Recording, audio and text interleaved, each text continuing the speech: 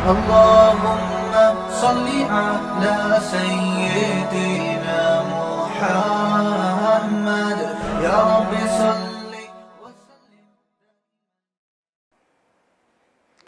الحمدللہ نحمدہ ونصلی علی رسولہ الکریم. آج ہمارا تفسیر کا 12واں لیکچر ہے 12، ٹھیک ہے نا.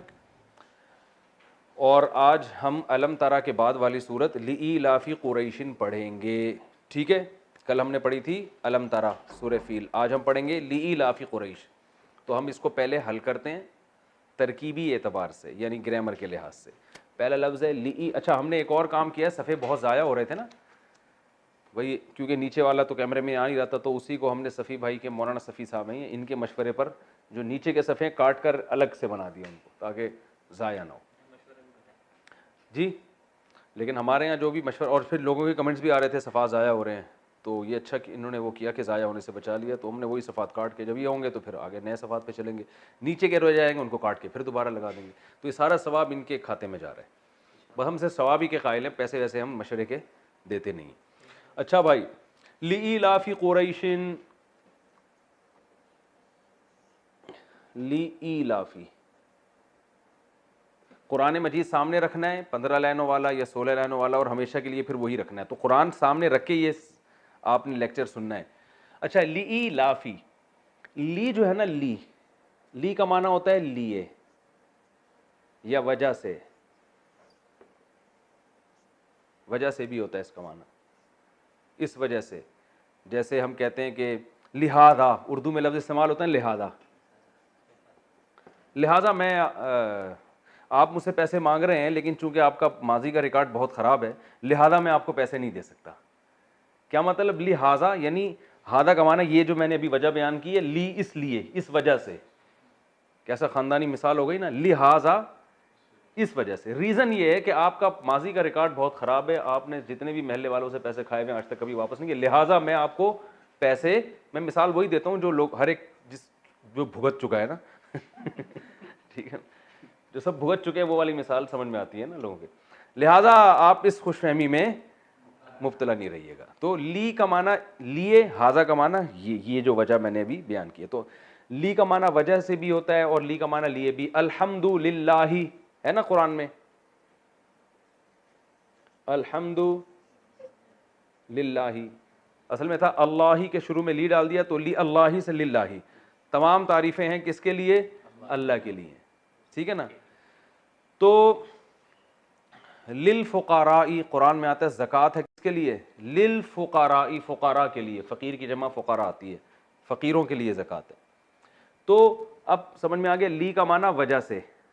ایلاف کیا چیز ہے؟ آپ نے پڑھا تھا اکرام،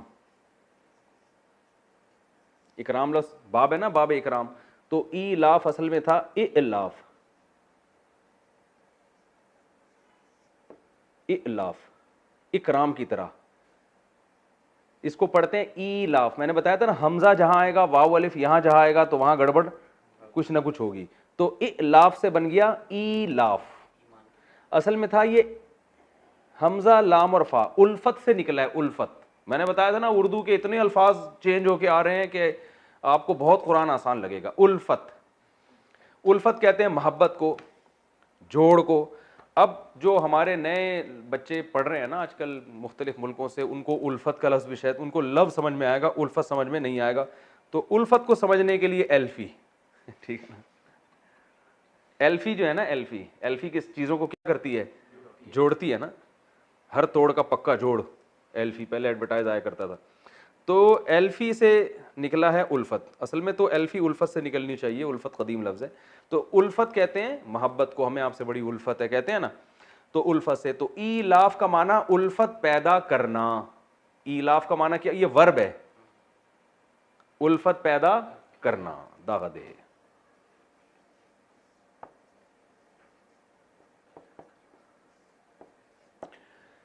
الفت کسے کہتے ہیں؟ دیکھیں ایک لفظ ہوتا ہے محبت، محبت تو لو کو کہتے ہیں، الفت محبت کو نہیں کہتے.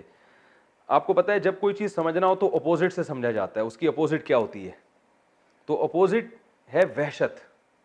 جب آپ کسی کو دیکھ کے آپ کو ایک وحشت ہوتی ہے نا، جیسے آپ جنگل میں گئے، شیر کو دیکھا آپ کو وحشت ہوئی، ٹھیک ہے نا.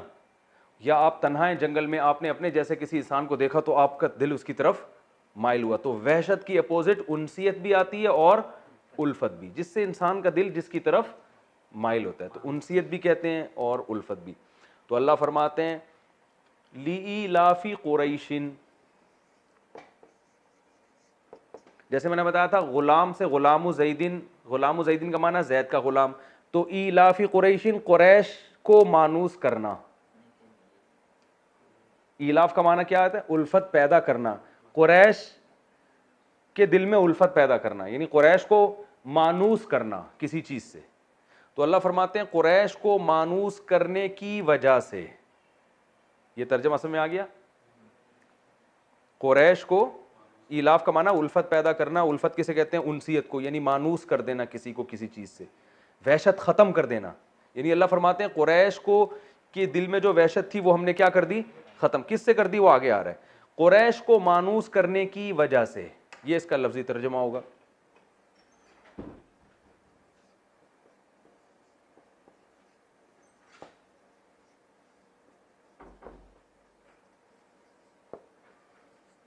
یعنی قریش کے دل میں الفت پیدا کرنے کی وجہ سے.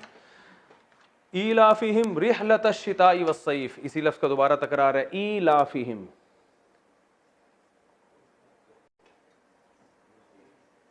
ایلافہم کیا تھا؟ وہی ایلاف,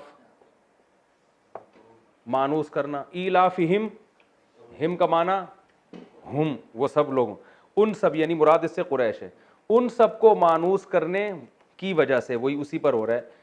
ایلافہم رحلۃ الشتاء,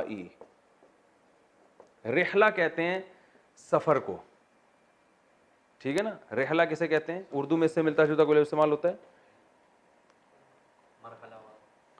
نہیں, مرحلہ, مرحلہ بھی اسی سے ملتا جلتا ہے لیکن وہ لوگوں کی سمجھ میں نہیں آئے گا. رحلہ بہرحال کسے کہتے ہیں؟ سفر کو, یعنی کوچ کرنا, اپنے علاقے سے موو کرنا. ہاں, بڑا زبردست خاندانی لفظ. وہ حضرت دامت برکاتہم رحلت فرما گئے ہیں, کہتے ہیں نا رحلت فرما گئے, کوچ کر گئے. اگر دامت برکاتہم نہ ہوتے میں کہتا پتلی گلی سے نکل گئے, لیکن شروع میں ہم نے دامت برکاتہم کہہ دیا, پھر ہم پتلی گلی بھی استعمال کریں, پھر یہ دامت برکاتہم کہنے کے خلاف ہے.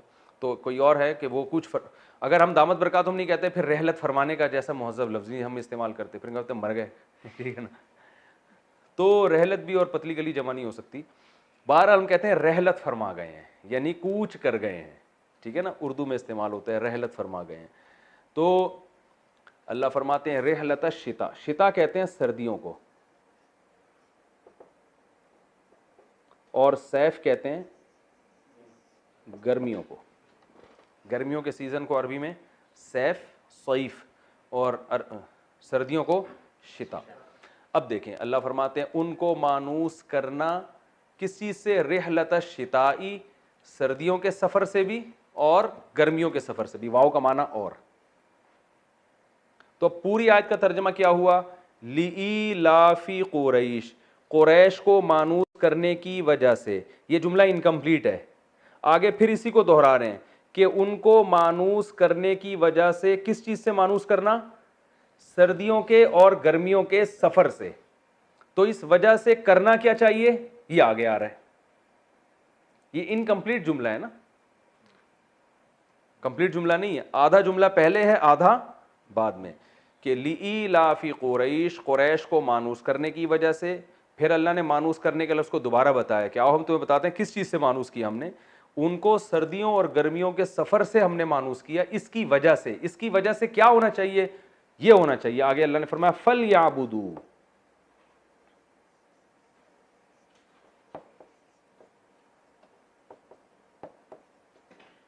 داغت کنا, ٹھیک ہے نا. فَلْيَعْبُدُوا, فا کا معنی تو, یا پھر تو کے لیے بھی آتا ہے. تو کسے کہتے ہیں؟ بھائی کوئی کام ہو رہا ہے تو اس کے نتیجے میں یہ ہونا چاہیے. فا کا معنی تو. یہ جو لیعبدو ہے, اچھا یہ فلیعبدو میں نے غلط لکھ دیا, سوری, یہ یوں ہے فل یا بدو, فل یا بدو, یہ تابدو لکھ دیا غلطی سے. قرآن میں دیکھ لینا جو لکھا ہوا ہے وہاں سے سمجھ میں آ جائے گا. اصل میں تھا فا الگ ہے, لیعبدو الگ ہے.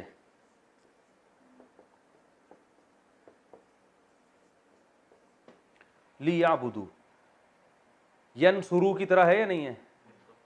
ینصرو, ینصرانی, ینصرونا, تو رونا کے آخر میں نون غائب ہے.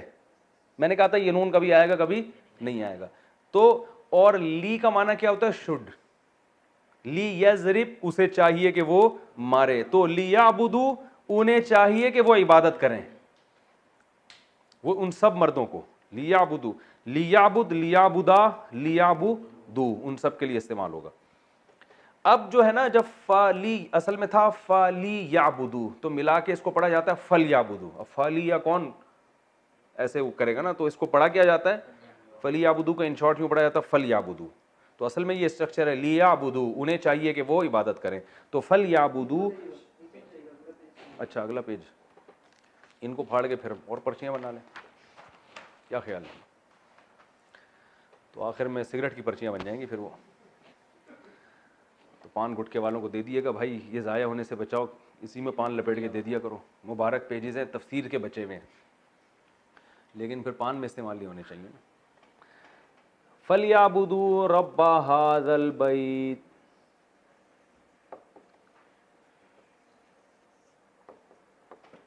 فَلْيَعْبُدُوا, انہیں چاہیے کہ وہ عبادت کریں.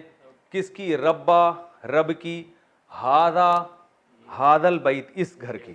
اللہ اشارہ کر کے کہہ رہے ہیں یہ جو خانہ کعبہ ہے نا, اس گھر کی انہیں چاہیے, کس کو؟ قریش کو چاہیے کہ وہ کیا کریں؟ عبادت کریں. سوری, اس گھر کی نہیں, اس گھر کے رب کی قریش کو چاہیے کہ وہ عبادت کریں.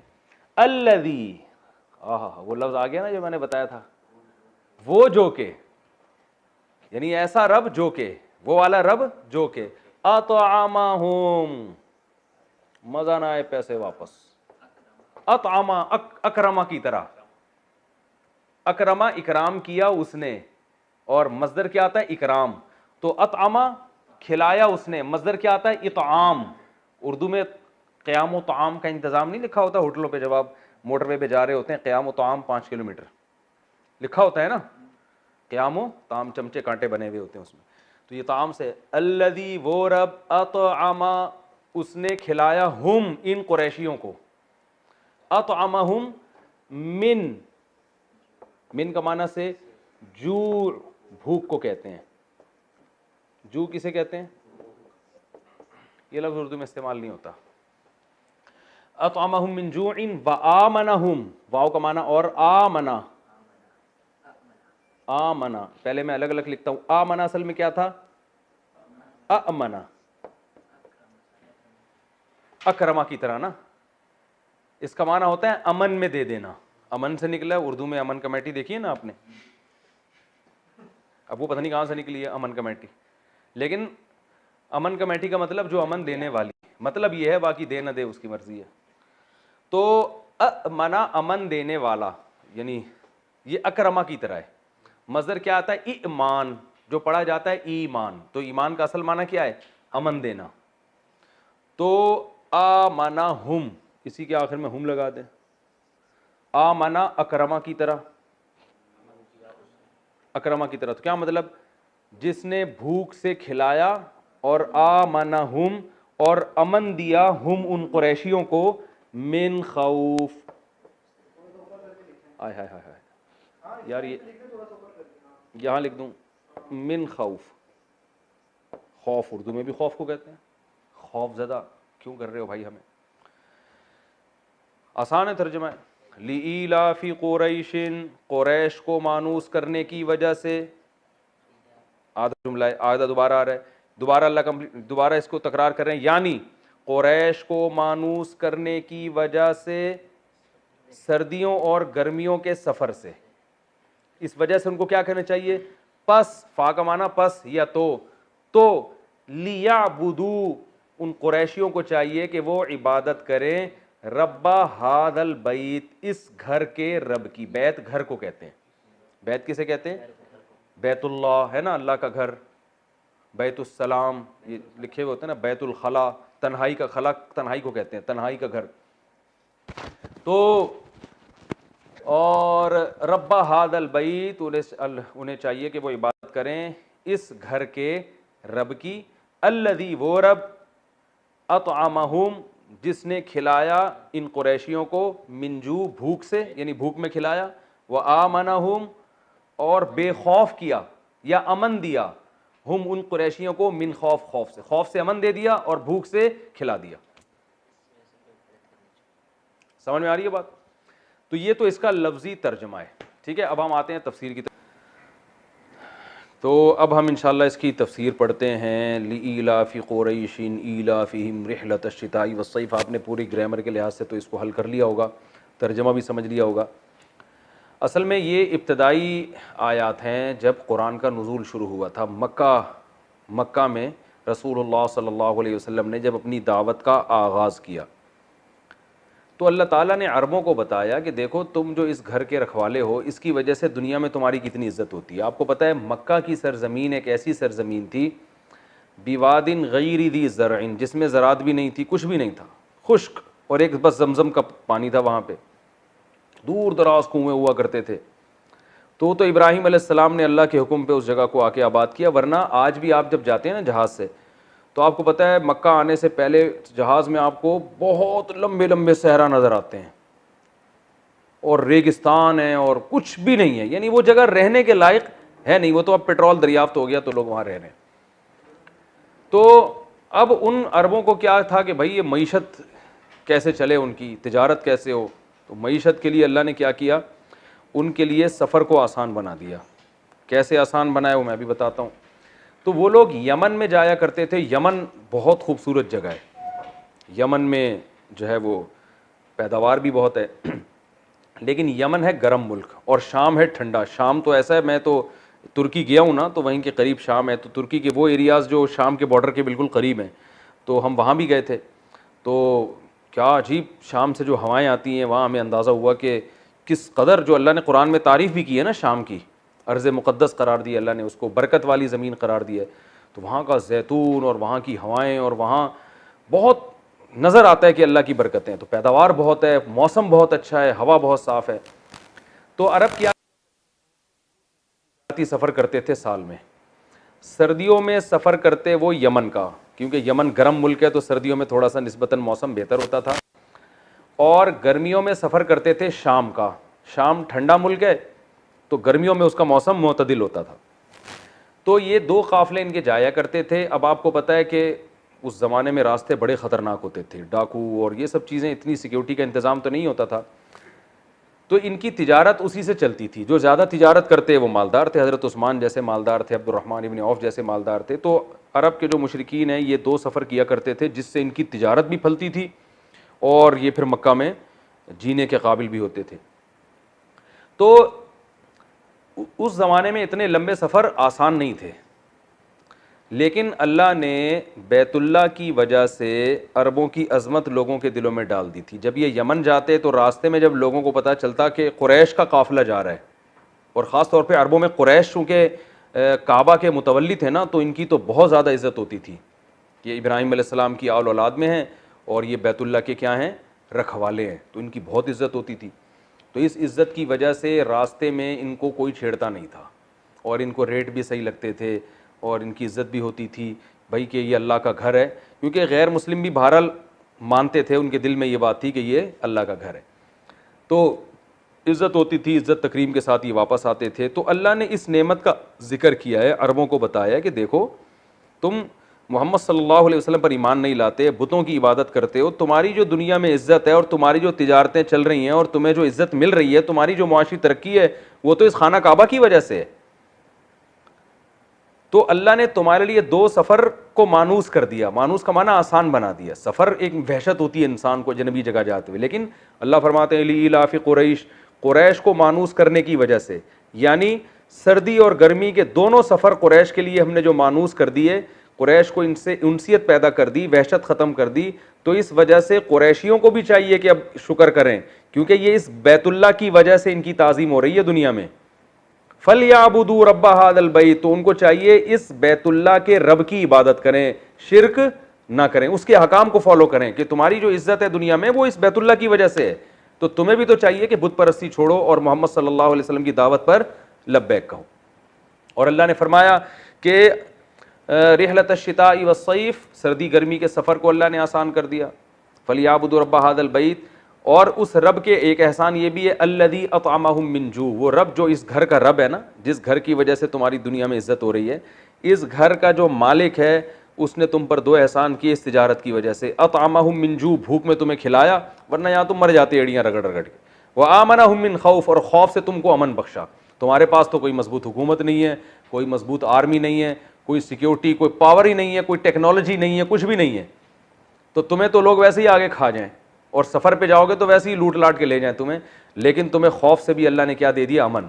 ساری دنیا میں لڑائیاں پھڈے ہو رہے ہیں اور تم یہاں حرم میں آرام سے بیٹھے ہوئے، کیونکہ باہر سے بھی لوگ آتے تھے نا، حرم کا احترام کرتے تھے، بھائی یہاں جھگڑا نہیں کرنا. تو اللہ فرماتے ہیں یہ دو نعمتیں تمہیں مفت میں مل گئی ہیں، تجارتی ترقی بھی ہو رہی ہے تمہاری اور امن بھی یہاں اللہ نے قائم کر دیا. تو اس کے شکر کا تقاضا یہ ہے کہ فَلْيَعْبُدُوا، تمہیں چاہیے کہ تم عبادت کرو رب ھذا البیت، اس گھر کے مالک کی. تو یہ اس صورت کا اصل خلاصہ ہے. اب اس میں علمی نقطے کیا نکلتے ہیں، اسباق کیا ملتے ہیں؟ پہلا سبق تو ہمیں یہ ملتا ہے کہ سفر کو آسان بنا دینا یہ اللہ کی بہت بڑی نعمت ہے. سفر کو آسان بنا دینا یہ اللہ کی بہت بڑی نعمت ہے. آپ کو پتہ ہے جب حالات خراب ہوتے ہیں انسان گھر سے نکلتے ہوئے ڈرتا ہے. تو اگر سفر کسی قوم کے لیے آسان ہو گیا، آج بھی دنیا کے لیے سفر آسان ہے، لمبے لمبے سفر ہو رہے ہیں، ایسے جہازوں میں بیٹھتے ہیں، آرام سے اتر جاتے ہیں، تھوڑا بہت ایئرپورٹ پہ تلاشی ہوتی ہے، جیب میں کوئی نسوار گٹکا مٹکا تو نہیں ہے، ٹھیک ہے نا، چرس ہیروئن تو نہیں ہے، بس یہ ہو جائے اور چلو بھائی نکلو. تو یہ اللہ کی نعمت ہے سفر کو آسان بنا دینا. دوسرا ہمیں اس سے پتہ چلتا ہے کہ تجارت کی اللہ کی نظر میں کتنی بڑی ویلیو ہے. اللہ نے جب قریش پر انعام کرنے کا ارادہ کیا اور انعام کیا ان کی معاشی ترقی ہو اور بھوک ان کی ختم ہو، تو اس کے لیے ملازمت کو پسند نہیں کیا گیا، بلکہ کس کو پسند کیا گیا ہے؟ بزنس کو. میں نے پورا اس پر کئی دفعہ بیان کر چکا ہوں، ایک ایک ڈیڑھ ڈیڑھ گھنٹے کے میرے بیانات ہیں کہ اسلام میں بزنس کو فوکس کیا گیا ہے، جاب کو اور ملازمت کو بزنس کے مقابلے میں پسند نہیں کیا گیا. معاشی ترقی اگر آپ چاہتے ہو آپ اپنا بزنس اسٹارٹ کرو.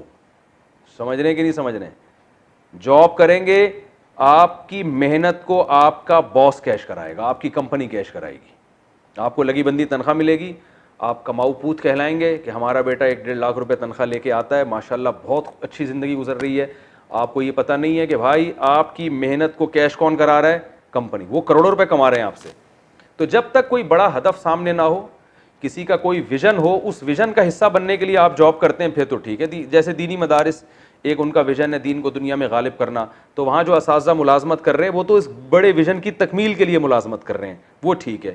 آرمی میں جو لوگ جاب کرتے ہیں، ملک کا ڈیفنس ایک بہت بڑا ویژن ہے، تو وہاں جاب کرنا اس لیے اچھے کام ہے کہ بھائی وہ ایک ڈیفنس کا یعنی ایک ویژن کا حصہ ہیں، کیونکہ وہاں اس طرح جاب کیے بغیر پھر وہ سیٹ اپ چل نہیں سکتا. لیکن نارملی یا ٹیچر کی جو جاب ہے وہ بھی ایک اچھی ہے، اس لیے کہ تعلیم کو فروغ دینا ایک اچھا ویژن ہے. تو اس ویژن کے لیے ضروری ہے کہ جو ہے یعنی ٹیچر بھی ہونے چاہیے. لیکن ایک نارملی ایک عام حالات میں ایک کمپنی کا کوئی ویژن نہ ہو، اس کا مقصد ہے اپنا پیٹ بھرنا. یہ جو بڑی بڑی کمپنیاں ہیں ان کا کوئی انسانیت کی خدمت مقصد تھوڑی ہوتا ہے، ان کا مقصد کیا ہوتا ہے؟ پیٹ بھرنا، پیسہ کمانا. تو جب ان کا ویژن پیسہ کمانا ہے تو آپ کا ویژن بھی پیسہ کمانا ہونا چاہیے. ہاں پیسے کمانے سے مقصد آپ کا اچھا ہو، صرف پیٹ بھرائے پیٹ نہ ہو. تو اس میں آپ نے کیا کرنا ہے؟ جاب پر بزنس کو ترجیح دینی ہے. قرآن میں اس کی بہت ساری مثالیں ملتی ہیں. قرآن جہاں بھی اللہ کے فضل کی بات کرتا ہے تو بزنس کی بات کرتا ہے. اللہ فرماتے ہیں سمندر کو مسخر کیا تاکہ تم اللہ کی روزی تلاش کرو. تو صحابہ بزنس کرتے تھے سمندر کے سفر میں، مال لے کے جاتے تھے، مال لے کے آتے تھے. اللہ نے قرآن میں کیا فرمایا صحابہ کو کہ تم جب تہجد پڑھتے ہو تو ساری رات پڑھنا مشکل ہے تمہارے لیے، کیونکہ دن میں تم نے جہاد بھی کرنا ہے، یضربون فی الارض مزاربت بھی کرنی ہے. تو مزاربت بھی بزنس ہے. تو کمانے کا جہاں قرآن میں تذکرہ آتا ہے بزنس بزنس، تجارت تجارت. چونکہ یہ میرا ابھی ٹاپک نہیں ہے، اس پر میں IBI یونیورسٹی میں طلبہ سے میں نے خطاب کیا تھا، ان کو میں نے بھی سمجھایا تھا کہ جو بزنس ہے نا اسلام میں اس کی کیا ویلیو، اور میں نے ان کو یہ بات بھی بتائی تھی کہ بزنس پڑھنے والا دنیا میں بزنس کے علاوہ ہر کام کر سکتا ہے. آئی بات سمجھ میں؟ جو بزنس پڑھتے ہیں نا باقاعدہ وہ دنیا میں بزنس کے علاوہ ہر کام. جو بزنس پڑھتے ہیں وہ کسی کمپنی میں جاب تو کر لیتے ہیں، مینیجر بن جائیں گے، لیکن خود بزنس نہیں چلا سکتے. تو بزنس چلانے کے لیے بزنس کو پڑھنا کی ضرورت نہیں ہے, بزنس کرنا ضروری ہے. میں نے ایسے ایسے کچرا چننے والے دیکھے ہیں کہ انہوں نے کچرے سے چیز اٹھا کے بیچنا شروع کی اور آج کروڑ پتی ہیں وہ.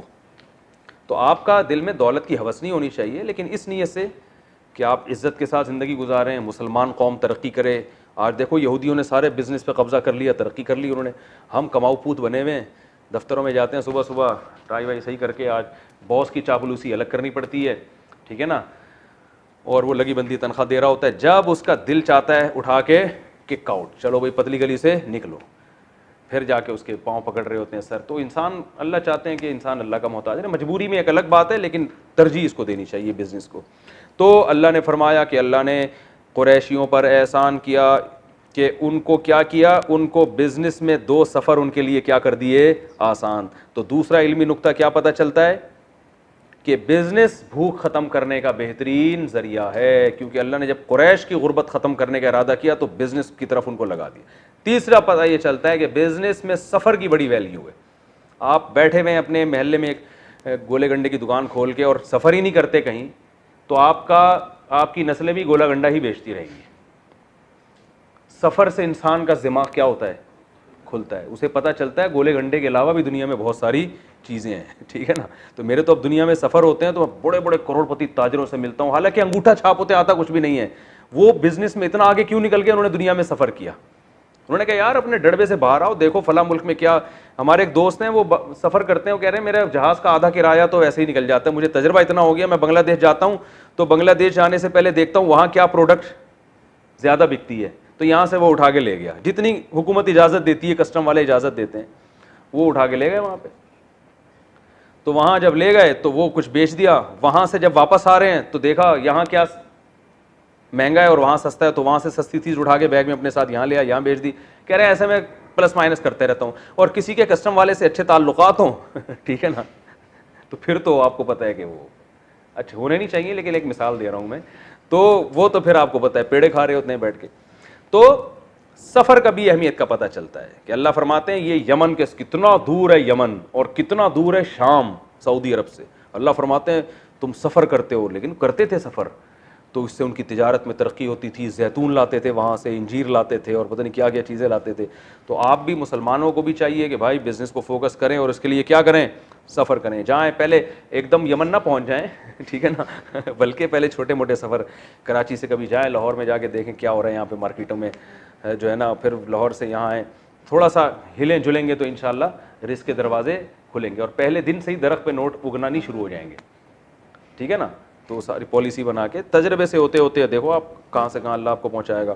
تو اللہ یہ تیسرا نمبر میں نے بیان کیا, تیسرا نمبر. چوتھا نمبر کہ دین کی وجہ سے اگر کوئی عزت آپ کو ملی ہو تو پھر آپ پر اللہ کا شکر زیادہ واجب ہو جاتا ہے.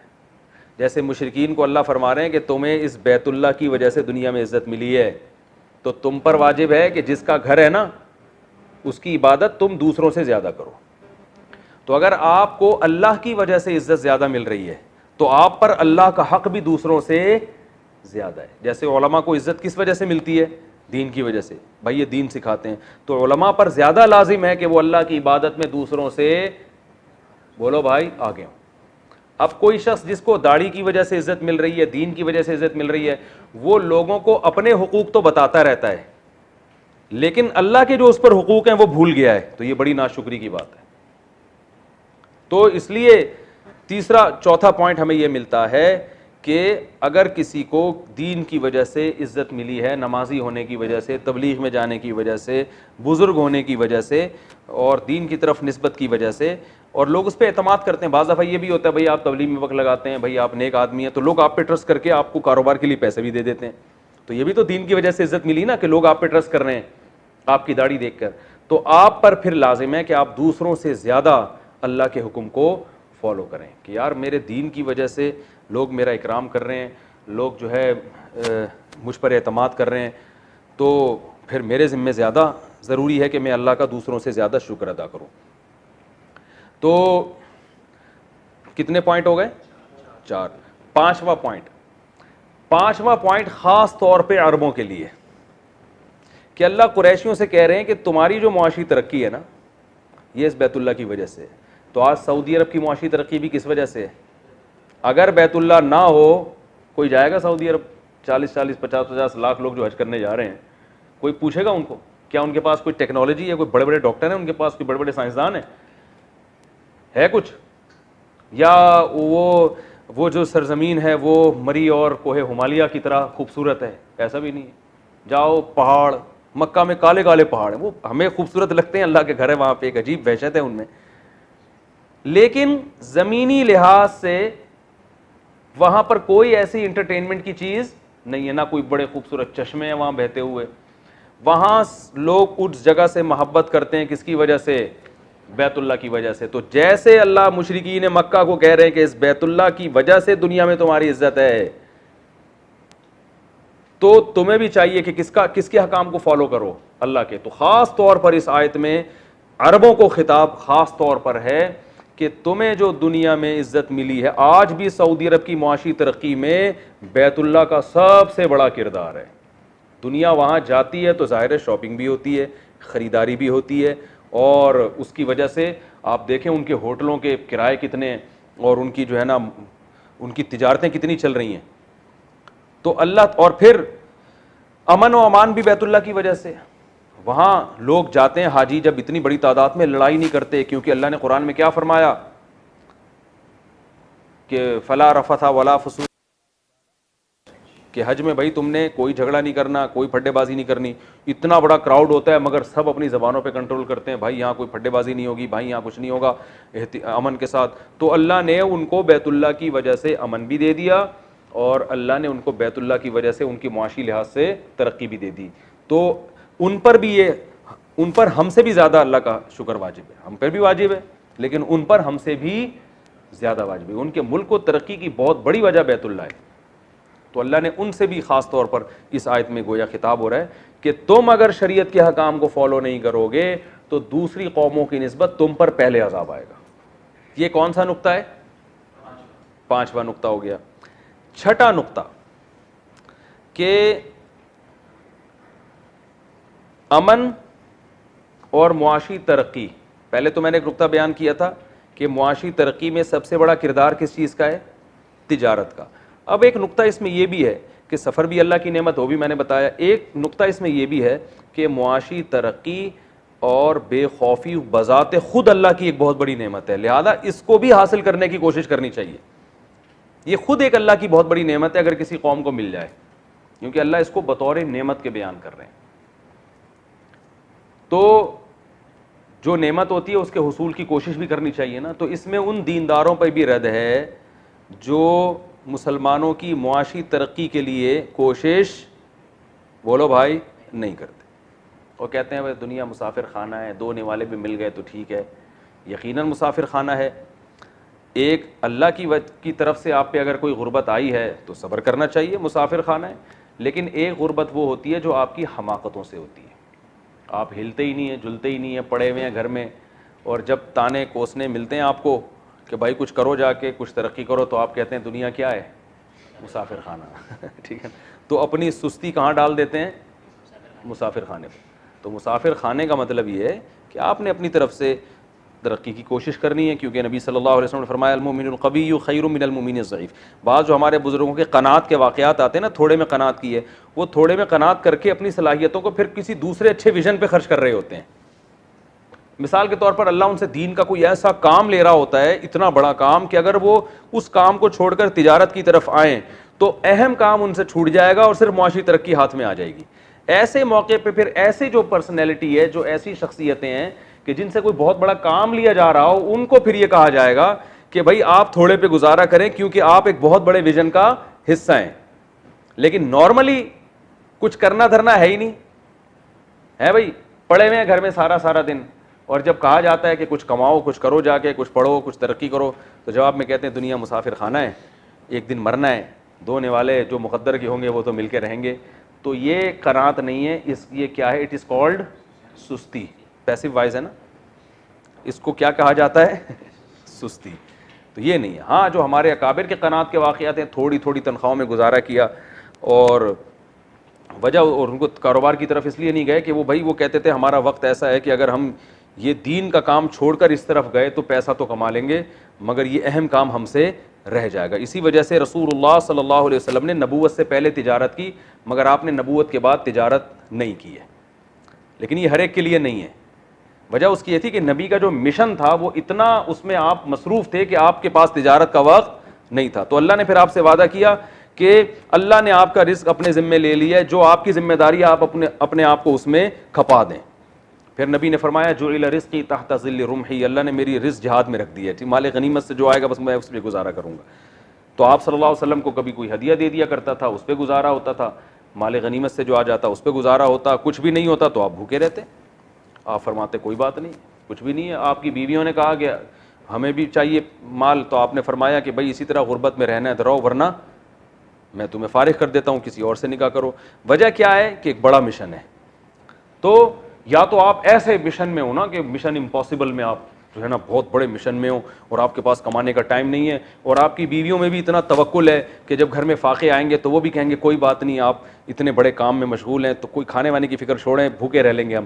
تو ظاہر ہے ایسے بیویاں بھی مارکیٹ سے شارٹ ہیں, اولادیں بھی, اور خود بھی آپ ایسے ہیں نہیں, اتنا کون لگا ہوتا ہے. ہاں ہم نے بڑے بڑے علماء دیکھے ہیں جو کر رہے ہوتے ہیں گزارا, لیکن نارملی جو شریعت کا حکم ہے وہ وہی ہے جو میں نے بیان کیا کہ معاشی ترقی اللہ کی ایک نعمت ہے, تو عام آدمی کو اس ترقی کی کوشش کرنی چاہیے.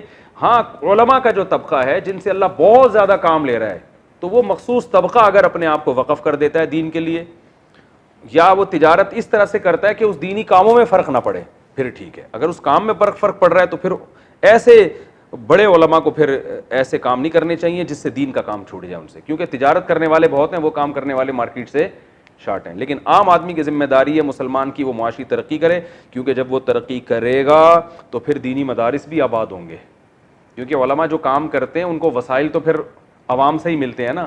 سارے ہی اگر توکل کر کے بیٹھ جائیں گے, غلط والا توکل, تو علماء کو مدارس میں کہاں سے پیسے ملیں گے, اور جو علماء کے ویژن ہیں وہ کہاں سے پورے ہوں گے. سمجھ رہے؟ تو اس آیت میں ہمیں معاشی ترقی کی اہمیت کا بھی پتہ چلتا ہے, اور امن کی ویلیو کا بھی پتہ چلتا ہے کہ امن بھی بہت, اس کی بھی بڑی ویلیو. اللہ تعالیٰ سمجھنے کی عمل کی توفیق عطا فرمائے.